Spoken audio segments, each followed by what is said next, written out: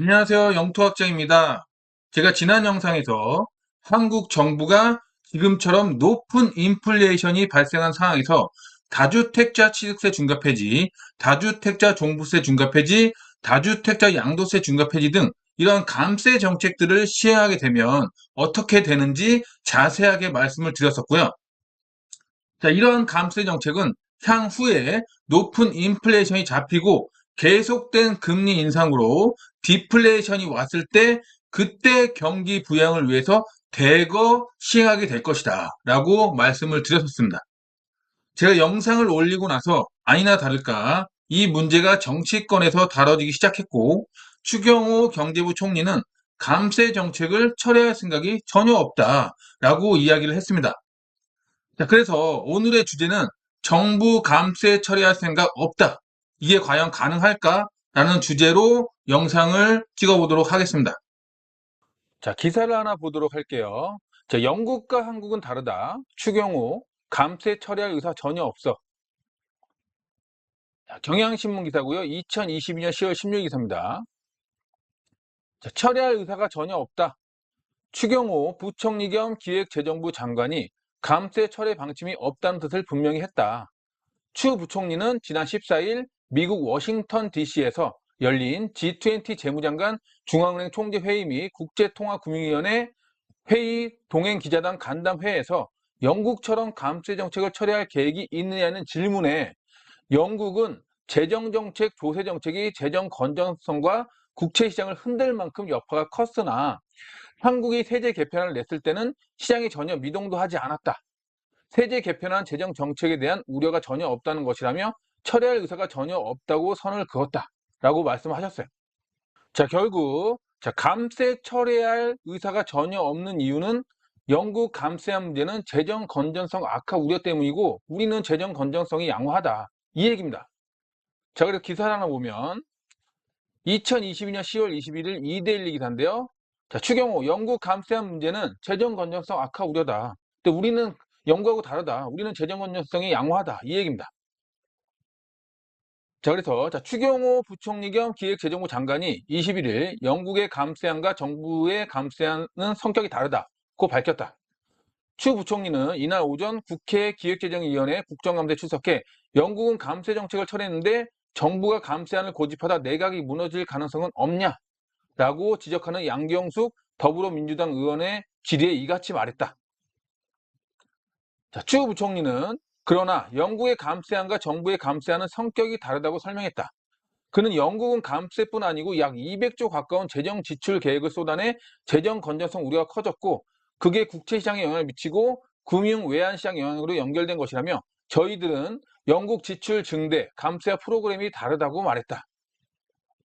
추 부총리는 또 정부의 세제 개편안과 내년도 예산안은 국회에 제출했을 때 벌써 시장에서 평가를 다 받은 것이라며 국내 시장에서 오히려 일부 긍정적인 평가도 있고 시장 자체는 이것과 관련해 직접 변동성이 없었다고 밝혔다.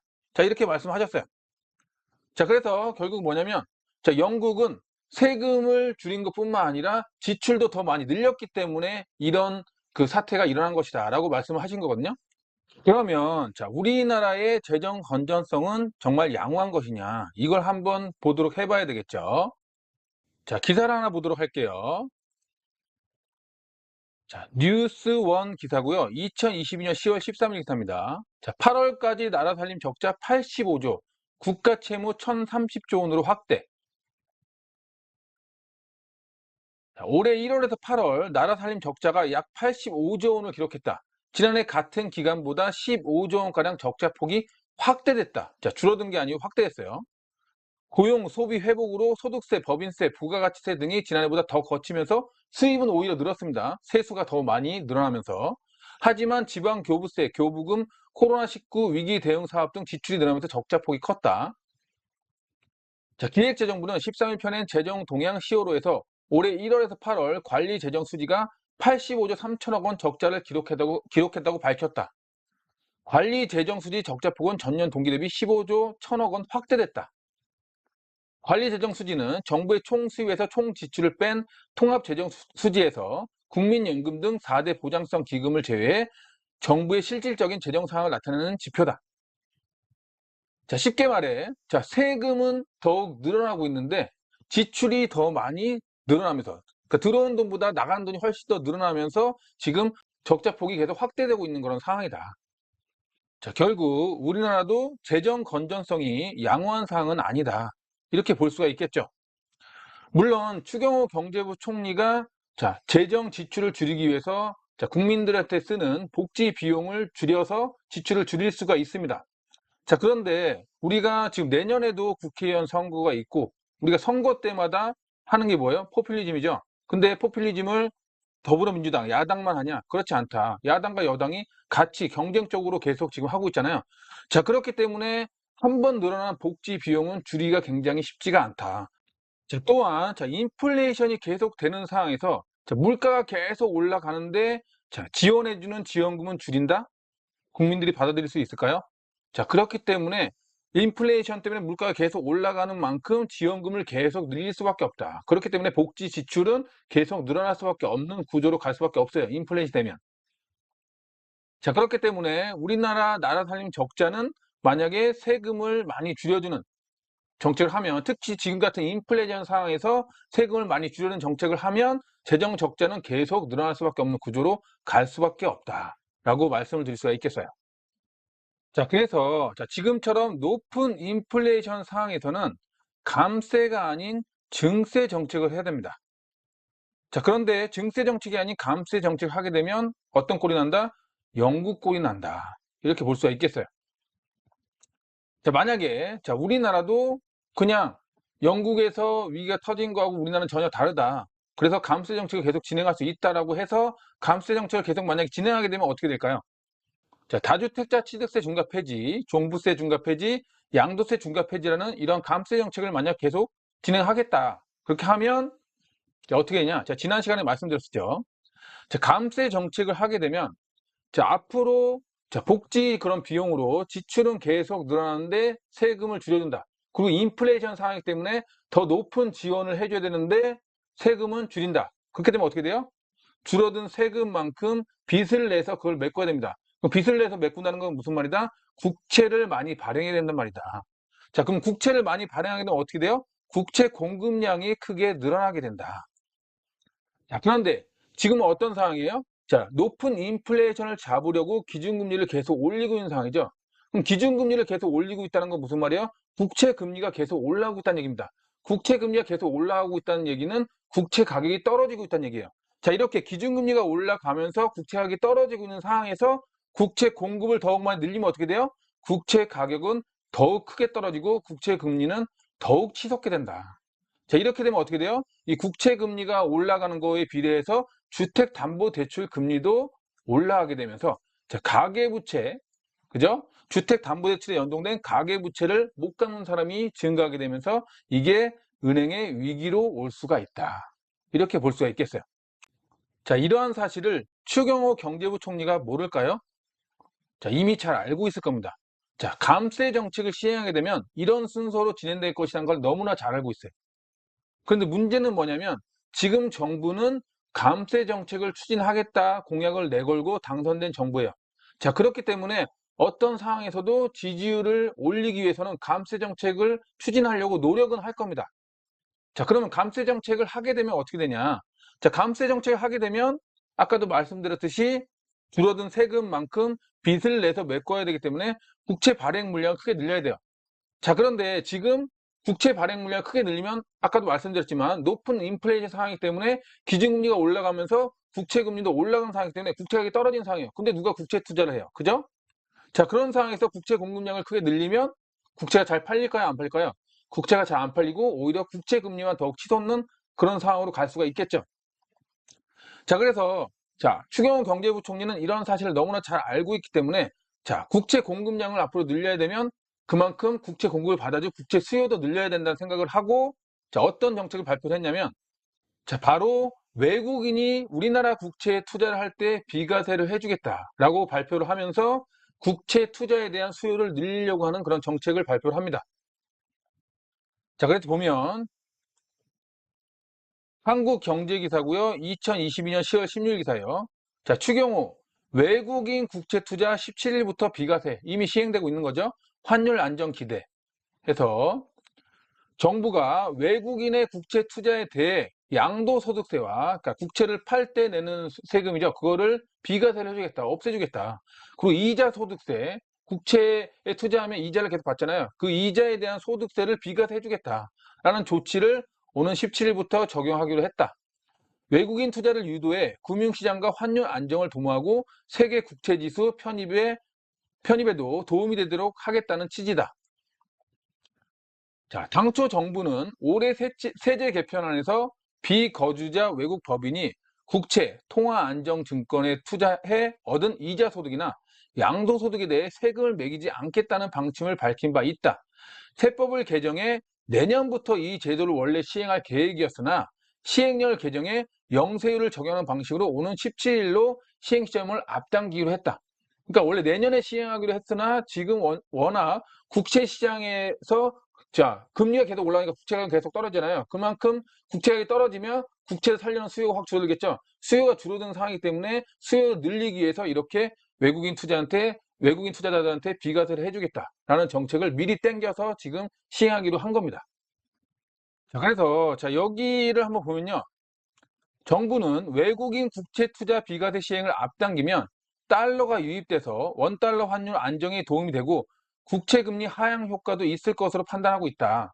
그러니까 정부가 지금 생각하는 건 외국인 국채 투자 비과세를 해주면 외국인들이 우리나라 국채를 많이 사줄 거 아니에요. 그럼 외국인들이 우리나라 국채를 많이 사주면 달러를 가지고 와서 원화로 바꿔서 국채 투자를 하는 거기 때문에 달러가 시장이 많이 풀리면서 달러는 약세가 되고 원화는 강세가 되겠죠.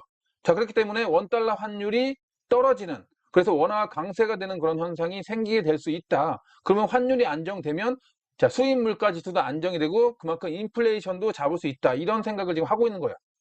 자, 그런데 문제는 뭐냐면 외국인이 우리나라 국채 투자를 과연 비과세를 해준다고 해서 많이 지금 투자를 할까? 이게 문제잖아요. 그래서 그걸 한번 살펴보도록 하겠습니다. 자, 외국인 투자자 입장에서 지금 한국 국채 투자가 매력적인지 우리가 생각을 해봐야 되겠죠. 그래서 비과세를 해주면 진짜 외국인 투자자들이 우리나라 국채를 많이 사줄까? 이걸 한번 생각해 봐야 되는 거죠. 자, 일단 외국인들이 우리나라 국채 투자를 많이 해주려면 외국인들 입장에서는 국채 가격이 계속 올라갈 것이다 라는 희망이 있어야 되겠죠. 그래야 국채 투자를 많이 할 거 아니에요.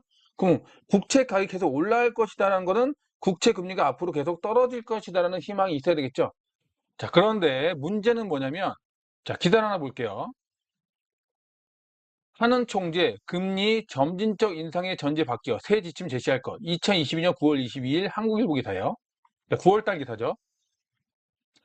자, 이창용 한국은행 총재가 기준금리를 점진적으로 0.25%포인트씩 인상하겠다는 기존 방침을 변경할 수 있다고 시작했다.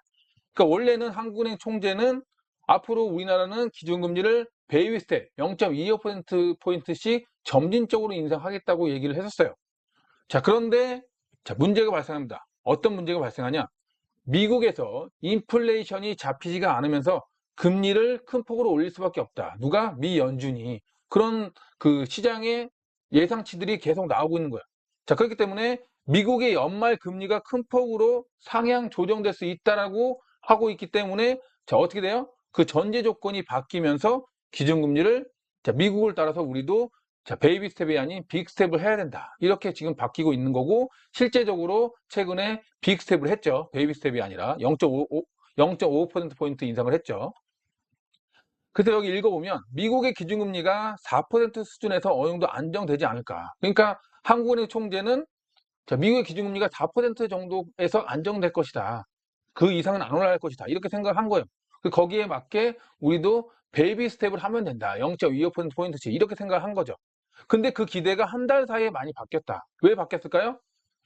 미국의 높은 인플레이션이 지금 잡히지가 않는 거예요. 그러니까 어떻게 돼요? 미 연준도 기준금리를 더 많이 올려야 되는 그런 상황으로 바뀌게 된 겁니다. 그러니까 어떻게 돼요? 결국은 한국은행도 미국을 따라서 기준금리를 더 많이 올려야 되는 상황으로 바뀌고 있는 거죠. 그래서 그 이상으로 상당폭 높아진 것이 사실이라고 강조했다. 그러면서 저희가 생각한 전제 조건에서 벗어난 것이 뭘 벗어났는지 아시겠죠? 우리 물가에 어떤 영향을 줄지를 고민해서 다음 금융통화위원회 회의를 통해 여러분께 새로운 포워드 가이던스를 제시하도록 하겠다고 예고했다.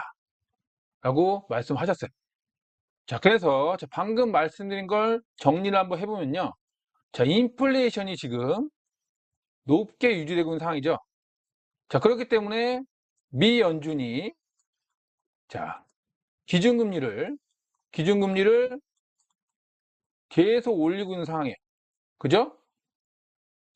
그래서 한국은행도 미 연준을 따라서 자, 기준금리를 계속 올릴 수밖에 없는 상황으로 가고 있다. 결국 조건이 바뀌었다는 말은 한국은행 총재가 말하면 조건이 바뀌었다는 말은 미국의 높은 인플레이션이 안 잡히고 있고 그에 따라서 미 연준이 기준금리를 계속 올릴 수밖에 없고 따라서 한국은행도 기준금리를 계속 올릴 수밖에 없다. 이 얘기를 하고 있는 거예요. 자, 그래서 한국은행도 결국 어쩔 수 없이 미국을 따라서 베이비 스텝이 아닌 빅 스텝을 계속 밟을 수밖에 없는 그런 상황으로 가고 있다. 2022년 10월 16일 기사입니다. 파이낸셜 뉴스 기사고요. 하는 미 고강도 긴축에 다음 달 더블 빅 스텝 반납. 자, 미국이 고강도 긴축을 하는 이유는 뭐예요? 인플레이션이 안 잡히고 있으니까. 결국은 인플레이션이 문제인 거예요. 아시겠죠? 자, 한국은행 금융통화위원회가 지난 12일 사상 두 번째 빅 스텝을 단행한 가운데 원래 베이비 스텝을 하기로 했는데 빅 스텝을 한 거죠. 다음 달에도 빅스텝에 나설 가능성이 무게가 실리고 있다. 왜? 미국의 인플레이션이 안 잡히고 있고 그에 따라서 미 연준이 기준금리 인상폭을 더욱 높이고 있기 때문에 9월 미국 소비자 물가지수가 예상치를 넘어서면서 미 연방준비제도가 다음 달 4회 연속 자이언트 스텝 0.75% 인상을 밟을 것이 유력시 되고 있기 때문에 그렇습니다. 자, 결국 이거죠. 자, 기준금리를 원래 베이비 스텝을 하기로 했는데 빅 스텝을 계속 할 수밖에 없는 이유는 자, 미국의 인플레이션이 잡히지 않으면서 미국의 연말 기준금리가 계속 높아지고 있기 때문이다. 자, 결국 미국의 물가가 안 잡히고 있기 때문에 문제인 거예요. 자, 그래서 실제적으로 미국의 소비자 물가지수 데이터를 한번 살펴보면요. 자, 미국 소비자 물가지수 전년 대비한 거예요. 자, 이 물가지수는 헤드라인 물가지수라고 해가지고 자, 식료품 가격과 에너지 가격을 포함한 겁니다. 자, 이걸 살펴보면 자, 2022년 7월 13일 날 자, 9.1%를 찍고 자, 지속적으로 하락은 하고 있어요. 그래서 8.5, 8.3, 8.2 계속 하락은 하고 있는데 중요한 건 뭐다?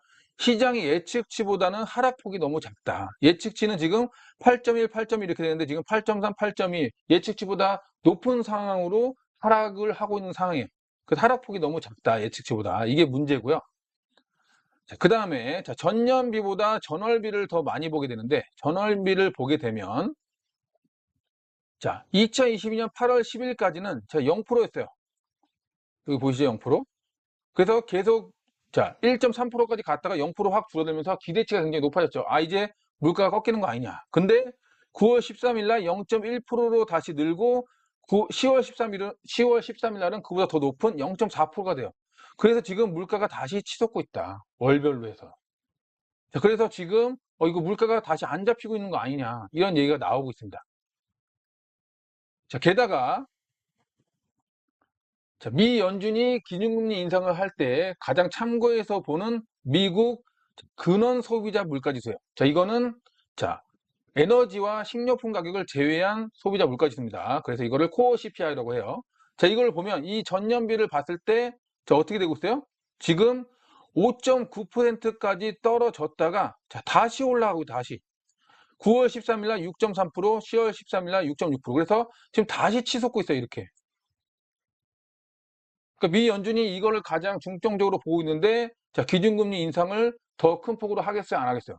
기준금리 인상을 더 큰 폭으로 하겠다는 그런 생각이 들겠죠. 이거 봤을 때. 자, 그럼 이게 전년비예요. 그 전월비를 더 많이 보는데 전월비를 봤더니 어때요? 미국 근원 소비자 물가지수 전월비를 봤더니 자, 0.3% 8월 10일 날 떨어지는가 했더니 자, 9월 13일부터 다시 0.6%, 0.6%. 좀 다시 올라오고 있다. 다시 이렇게 크게 치솟고 있어요. 자, 그래서 이걸 봤을 때, 아, 이거 물가가 지금 안 꺾이는 거 아니냐. 지금 기준금리 인상을 계속 그 자이언트 스텝으로 계속 했잖아요. 자, 그럼에도 불구하고 지금 물가가 안 꺾이고 있다. 그럼 어떻게 해요? 더 큰 폭의 금리 인상을 할 수밖에 없지 않나. 이렇게 시장에서 보고 있고, 미 연준도 그런 얘기를 계속 하고 있죠. 물가가 꺾일 때까지 기준금리 인상을 계속 하겠다라는 얘기를 지금 계속 하고 있어요. 자, 그러면서 자, 미 페드, 미 연준의 고위 인사들이 지금 말씀드린 근원 물가가 안 잡히면 금리는 4.75%가 넘을 수도 있다라는 얘기를 합니다. 그래서 기사를 보면 2022년 10월 19일 기사고요. 한국경제기사입니다. 미국 중앙은행의 고위 인사가 근원물가 상승이 잡히지 않으면, 지금 잡히지 않고 있죠? 기준금리 상단이 4.75% 이상으로 넘어갈 수 있다고 했다. 자, 18일 블룸버그 로이터 통신에 따르면 닐 카시카리 미니애폴리스 연방준비은행 총재는 이날 가격 변동성이 큰 에너지와 식료품을 제외한 근원 인플레이션 수준과 관련해 이렇게 말했다. 그는 내년 초 기준금리가 4% 중반대에 오를 가능성이 크다고 공개적으로 말했다면서도 근원 인플레이션 진전이 없으면 4.5%나 4.75% 등의 수준에서 기준금리 인상을 멈춰야 할 이유가 없다고 했다. 그때까지는 계속 올려야 된다는 얘기예요. 멈추지 말고. 자, 그래서 지금 이렇게 4.75%까지 나오고 있죠. 자, 그런데 5%도 지금 나오고 있습니다. 내년 상반기에는. 그래서 보면 2022년 10월 21일 연합뉴스 기사인데요. 시장, 미국 기준금리 최고점 내년 상반기 5%로 예상. 그러니까 시장에서는 내년 미국 기준금리가 상반기에 5%를 넘어갈 것이다. 이렇게 또 예상을 하고 있는 거예요. 자, 미국 중앙은행 연방준비제도가 공격적인 기준금리 인상 기조를 이어가는 가운데 시장에서는 미 기준금리가 내년 상반기에 최고 5%까지 오를 것으로 전망 중인 것으로 나타났다. 이게 나오죠? 그래서 시장은 지금 인플레이션이 안 잡히고 있으니까 내년 상반기까지 기준금리가 5%를 넘어갈 수 있을 것으로 본다. 이렇게 지금 전망을 하고 있는 거야. 자, 결국 한국은행의 기준금리 인상을 결정하는 전제 조건인 미국의 기준금리가 계속 올라갈 것으로 보이잖아요. 자, 그렇기 때문에 어떻게 한다? 한국은행의 기준금리도 계속 올라갈 것으로 보인다. 이렇게 볼 수가 있겠어요. 자, 그러면 한국은행 기준금리가 계속 올라갈 것으로 생각이 들면 국채금리도 계속 올라갈 것이라고 생각이 들겠고, 국채금리가 계속 올라간다는 건 국채 가격이 계속 떨어진다는 것이고, 국채가 계속 떨어지면 외국인 투자자들이 국채를 살까요, 안 살까요? 국채를 사지 않겠죠. 예. 이렇게 정리를 할 수가 있는 거예요. 자, 이런 상황에서 우리나라 무역 수지는 이미 적자가 지금 발생한 상황이고, 자, 경상수지까지 지금 적자가 발생한 상황이다. 자, 2022년 10월 7일 연합뉴스 기사인데요. 8월 경상수지 30.5억 달러 적자, 넉 달 만에 다시 적자로 전환됐다. 자, 그래서 여기 밑으로 쭉 내려오면 자, 이 그림이 나오죠? 자, 경상수지가 지금 5월, 6월, 7월까지는 흑자였는데 자, 적자로 이렇게 전환이 됩니다. 자, 무역수지는 이미 적자가 됐고요. 자, 상품수지와 서비스 수지까지 적자가 되면서 경상수지가 완전 적자로 지금 돌아서게 된 거죠. 자, 이런 상황에서 자, 아까 본 기사죠? 8월까지 나라살림 적자 85조, 국가채무 1030조 원을 확대. 자, 그래서 재정수지까지 지금 적자인 상황이다. 우리나라 지금 쌍둥이 적자인 상황이에요. 경상수지도 적자고 재정수지도 적자인 상황이다. 자, 그러면 우리나라 물가는 지금 안정적이냐? 물가도 안정적이지가 않죠. 자, 보시다시피 2022년 7월 5일 6%를 찍고 그 다음에 그 다음 달 8월 2일 날 그보다 더 높은 6.3%까지 오르고 나서 자, 9월 2일부터 조금 떨어져서 5.7%가 됩니다. 근데 우리나라 인플레이션 목표치도 미국과 마찬가지로 2%예요. 그럼 2%가 목표치인데 지금 거의 몇 배예요? 3배 가까운 지금 인플레이션이 유지된 상황이다. 지금 보시다시피 자, 여기가 인플레이션 목표치인데 지금 이렇게 지금 치솟은 상황이죠. 여기까지. 자, 그러면 자, 이런 한국의 상황에서 내가 외국인 투자라면 지금 한국 국채에 투자할까? 저라면 투자하지 않을 것 같은 세 가지 이유를 될 수가 있을 것 같습니다. 그 세 가지 이유를 말씀드리면